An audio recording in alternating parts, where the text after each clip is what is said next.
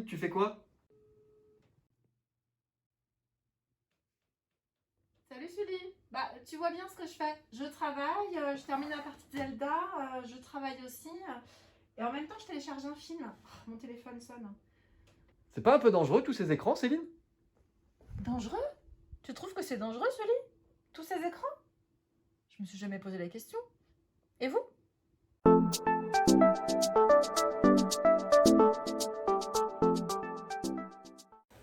Aujourd'hui, avec Céline, on s'est réunis pour vous proposer une courte vidéo pour échanger, débattre autour de l'utilisation des écrans au sein de la famille. Mais avant ça, quelques chiffres, Céline? Quelques chiffres, Sullivan, effectivement, alarmants ou non. Je vous laisse en juger. Aujourd'hui, la CAP a fait une étude sur l'utilisation des écrans. Alors, je vous lis le résultat. 65% de la tranche d'âge 10-19 ans passe au minimum 3 heures par jour sur un écran dans la semaine. Et 43 passent à 6 heures par jour sur un écran le week-end. D'accord. Est-ce qu'il existe une panoplie d'écrans? Est-ce que tu peux nous les citer? Bien sûr, on les a même rangés par ordre d'utilisation. En tout cas, c'est l'étude que la CAP nous propose. Aujourd'hui, le smartphone arrive en tête à 87%, Alors, sans grand étonnement. je t'arrête là sur le smartphone, on a des chiffres aussi. On poursuit après le smartphone, en deuxième position, l'ordinateur à 55%, la télévision qui suit à 38%, la tablette 44%, et étonnamment, on arrive à 51% d'utilisation pour la console qui arrive en dernière place. D'accord, donc la console de jeu est le dernier écran utilisé par les Français.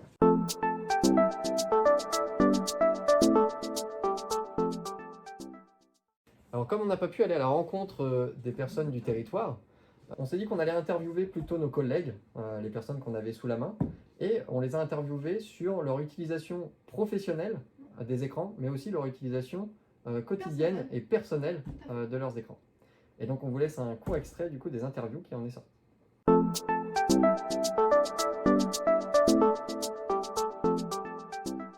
Alors, je suis Cécile Coquet, je suis secrétaire facturation au sein du centre social de Froissy et j'ai 38 ans. Bonjour, je m'appelle Axel Collion-Chombard et j'ai 40 ans et je suis formatrice. Alors Estelle et Richard, 40 ans et je suis agent d'accueil et secrétaire au centre social. Je m'appelle Laurie Leuillet, je suis agent d'entretien. J'ai 19 ans. De façon professionnelle, l'écran que j'utilise le plus, c'est l'écran de mon ordinateur de bureau. Non, je n'utilise pas d'écran. L'écran au niveau professionnel que j'utilise le plus est un PC portable. Professionnellement, c'est le PC. Sans conteste, je dirais l'écran de mon mobile. Pour à peu près tout et n'importe quoi, que ce soit consulter mes mails personnels, consulter mon compte en banque, regarder des vidéos sur Facebook, enfin des photos, de tout quoi. Au niveau personnel, ça jongle entre... je pense que comme j'ai 40 ans, je regarde encore la télé. Et en fait, j'utilise le PC portable à la maison pour regarder les replays d'émissions de télé. Du coup, c'est peut-être l'écran qui va ensemble. Et sinon, évidemment, le portable pour communiquer beaucoup. Et le téléphone. Mon portable. Réseaux sociaux, achats internet, un peu tout quoi.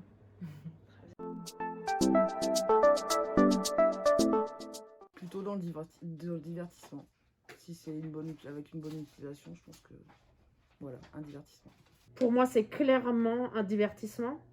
J'ai toujours vu la télé comme un divertissement avant même qu'on ait des smartphones et qui sonnent évidemment tout le temps.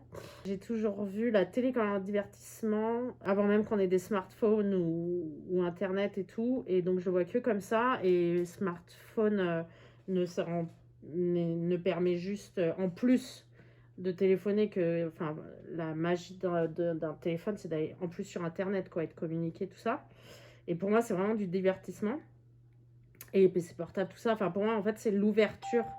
Internet, c'est l'ouverture sur le monde et pour du divertissement ou pour de l'information ou tout ça.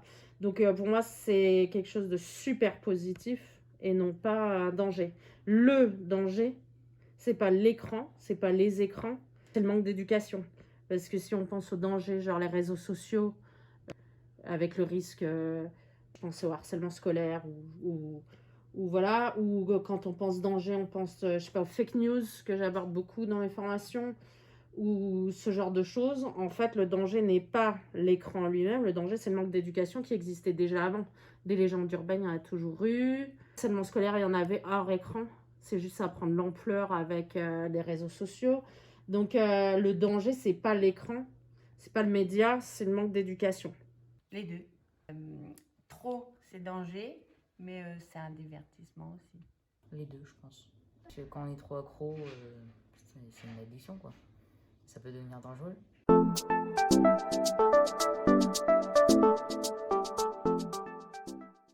Merci à tous ces témoignages. On peut conclure une chose très simple, c'est qu'en fait, entre danger et divertissement, la place des écrans, elle vacille d'un coup l'un, d'un coup l'autre. Il est difficile de la situer catégoriquement, mais par expérience, peut-être, Sullivan, tu as quelque chose à échanger avec nous? Oui, alors moi, si je dois parler d'un point de vue professionnel, c'est vrai que j'utilise énormément les écrans, surtout suite au confinement où Oui. le télétravail a explosé. Moi, je suis formateur du coup au sein du centre social et mon utilisation a totalement changé où à l'heure actuelle, j'anime des formations à travers un écran via la visioconférence. Et donc ça a encore augmenté mon temps passé devant les écrans. Ainsi que ceux de tes adhérents, en tout cas, j'imagine. Et moi, si je devais témoigner d'un point de vue personnel, c'est vrai que je consomme énormément d'écran, mais je vais cibler plus les jeux vidéo. Durant ma période d'adolescence, j'avais une addiction aux jeux vidéo, mais avec le recul aujourd'hui, est-ce que c'est vraiment l'écran qui me rendait addict? Est-ce que c'est vraiment le jeu vidéo qui me rendait addict? Je ne pense pas. Je pense que c'est plutôt en fait la vie virtuelle qui m'attirait, l'importance que j'avais dans cette société virtuelle et aussi tout le côté social du jeu vidéo qui retenait mon attention plus que les écrans. Parce que jouer tout seul individuellement, ça ne m'attirait pas, alors que le jeu de groupe m'attirait. Très bien. Écoute, merci pour ce témoignage, Sullivan. Merci beaucoup.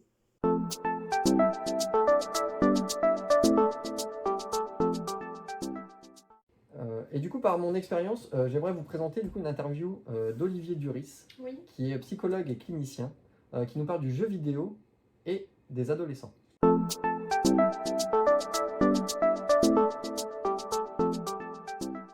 Et ça peut être très intéressant les jeux vidéo parce que déjà ça stimule plein de choses chez les jeunes, comme j'ai pu le dire tout à l'heure, capacité de concentration, d'innovation, travail en groupe, stratégie, créativité et tout ça. C'est aussi un fabuleux espace pour les jeunes pour se sociabiliser, jouer entre eux et tout ça. Et puis même, on le sait tous, l'intérêt du jeu dans le développement de l'enfant. C'est extrêmement important de pouvoir laisser à un enfant le fait de jouer avec des jouets et tout ça. Et chez les ados, cette capacité de jeu elle va se retrouver dans les mondes numériques. Ça veut dire que bah oui, on joue plus avec des poupées, on joue plus avec des petites voitures, mais on se retrouve pour jouer à des jeux vidéo. Soit d'un point de vue assez libre, ce qu'on va faire avec un Zelda par exemple, profiter de l'histoire, profiter de ce que le jeu nous apporte, soit dans un côté plus compétitif, mais en tout cas on joue quand même avec les autres. Le but c'est pas de les bannir, le but c'est quand même de faire en sorte qu'il n'y ait pas que ça dans la vie du jeune.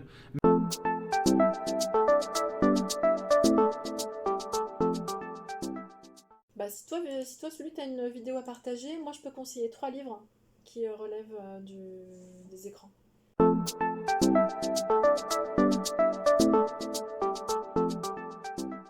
Donc, le premier, il a été écrit par Cathy Tétréault. C'est la directrice générale et la fondation du centre CyberAide.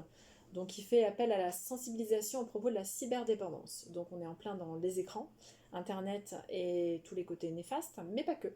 En fait, elle a écrit un manuel d'utilisation qui s'appelle Jeunes connectés, parents informés. Donc là, il s'adresse plutôt aux parents. Il va traiter du sujet du temps des écrans, des jeux, des applications, de la cyberdépendance et bien d'autres sujets.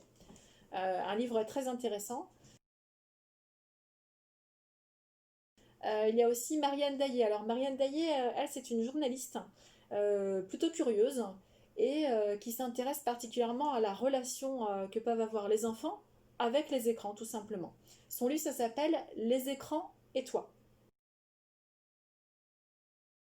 Et pour finir, on a effectivement le pédopsychiatre très connu, Monsieur Serge Tisseron, qui a, lui, abordé l'évolution des technologies numériques dans notre vie et la place et nos habitudes familiales. Ça s'appelle 3-6-9-12, apprivoiser les écrans et grandir. Donc,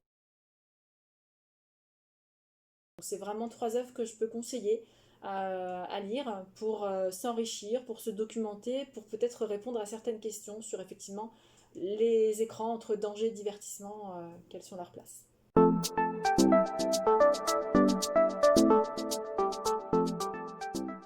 Je rebondis du coup sur le dernier auteur que tu as cité, Serge Tisseron, qui nous parle, du coup, qui nous conseille plutôt sur l'usage de la tablette.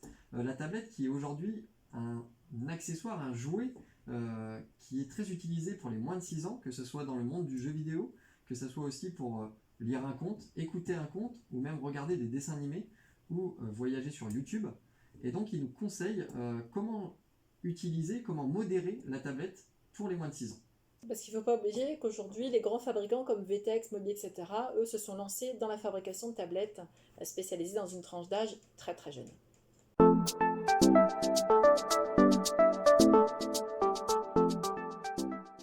Tous les fabricants de tablettes proposent des logiciels soi-disant spécifiquement adaptés à l'enfant, parfois avec des labels du genre spécialement testés par nos psychologues.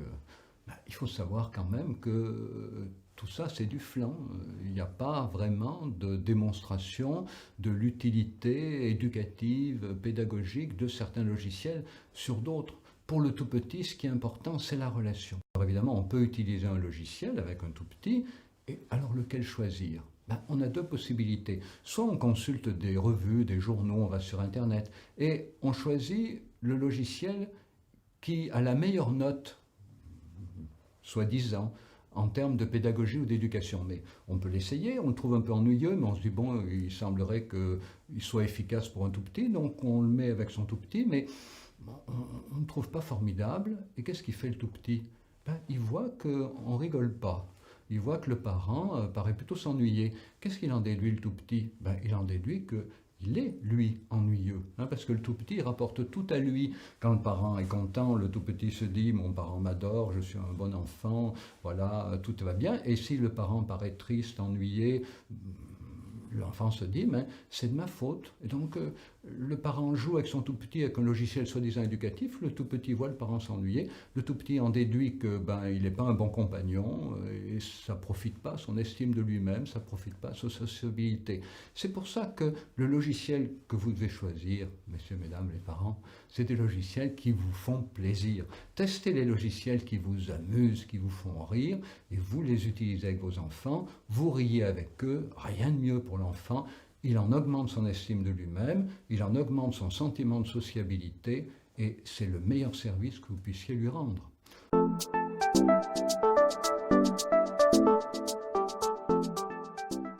Donc pour conclure, si je devais partir sur un choix entre danger et divertissement, je dirais danger. Danger, Sullivan ? Mais qu'est-ce que tu fais du cinéma ? Le cinéma, c'est un écran. L'écran de cinéma, c'est un divertissement.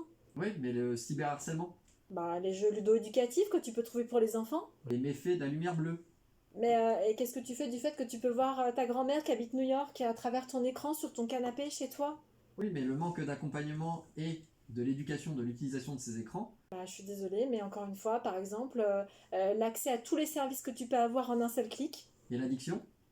Et pour conclure, Si de nombreux rapports sortis ces dernières années alertent sur les dangers des écrans, ils traitent souvent d'enfants surexposés. C'est-à-dire d'enfants en contact avec des écrans de 3 à 6 heures par jour. oui, mais en fait, Sullivan, si le danger ne venait pas des écrans, mais de leur utilisation excessive. Qu'en pensez-vous ?